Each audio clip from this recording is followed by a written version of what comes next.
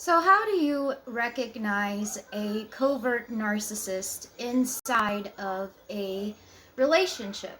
Well, to start off, the first thing you're going to notice is you're going to be doled out many silent treatments. You are constantly going to be devalued through comments attacking everything that has to do with who you are. So your likes suddenly are not their likes anymore, and the things that they pretended to be interested in to obtain more narcissistic fuel from you and to embed you into the relationship are now annoying or stupid or a myriad of different things that the narcissist will say about the likes and the hobbies of their relationship partner.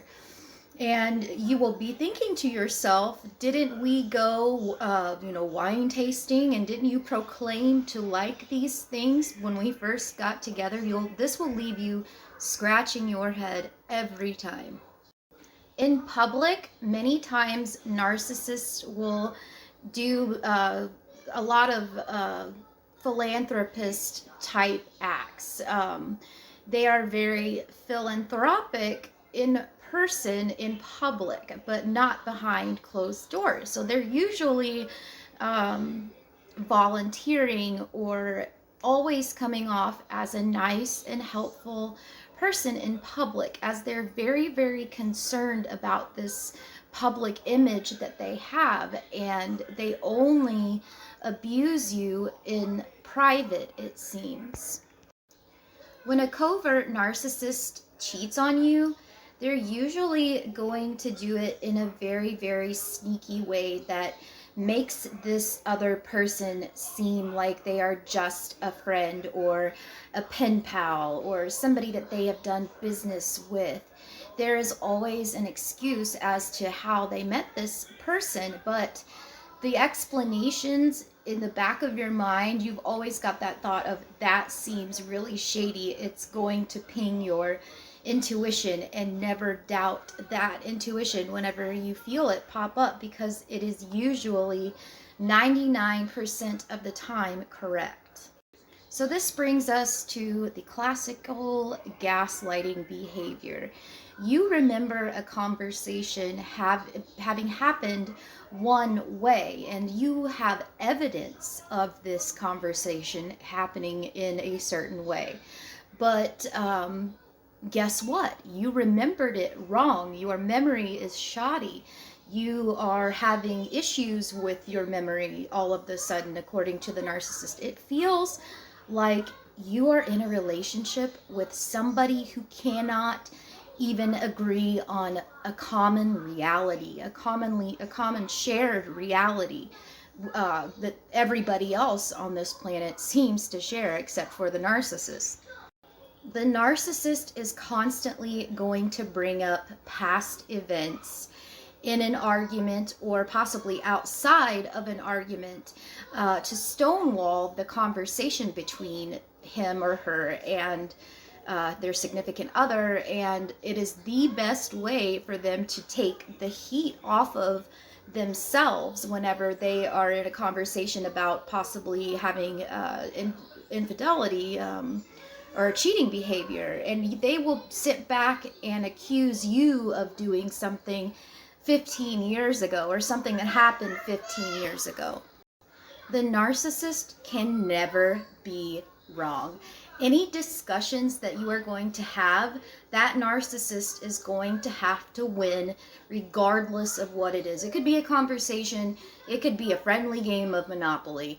It's never going to be friendly with a narcissist, as they always have to win. It will be friendly if they win, definitely, and they get their way, but that's not the world and the reality that we live in, and the narcissist can't seem to come to grasp that reality, and it makes communication, one of the essential parts of a relationship, impossible. So there is the first part of the breakdown of the relationship right there. Regardless of if it's a narcissist or not, you have no communication, you have no relationship.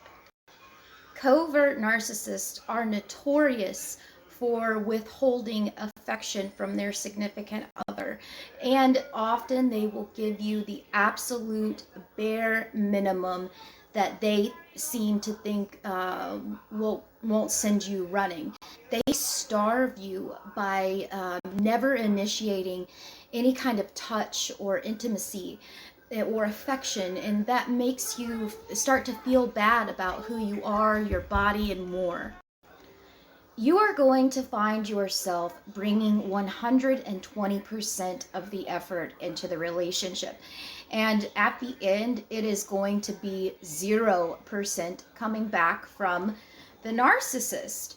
And you are a constant letdown to them at this point, and you try even harder, which makes the narcissist pull away even more, as the only thing that they ever wanted in the relationship was control.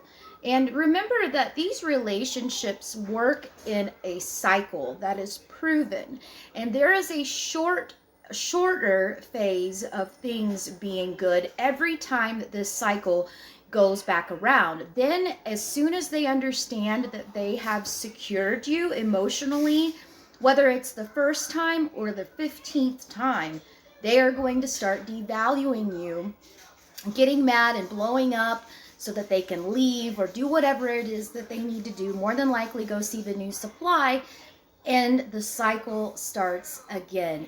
You are never going to get that good part of the relationship back, and that is probably the most difficult part to deal with with being with a covert narcissist, and the most important thing to remember to look out for with any kind of abuser.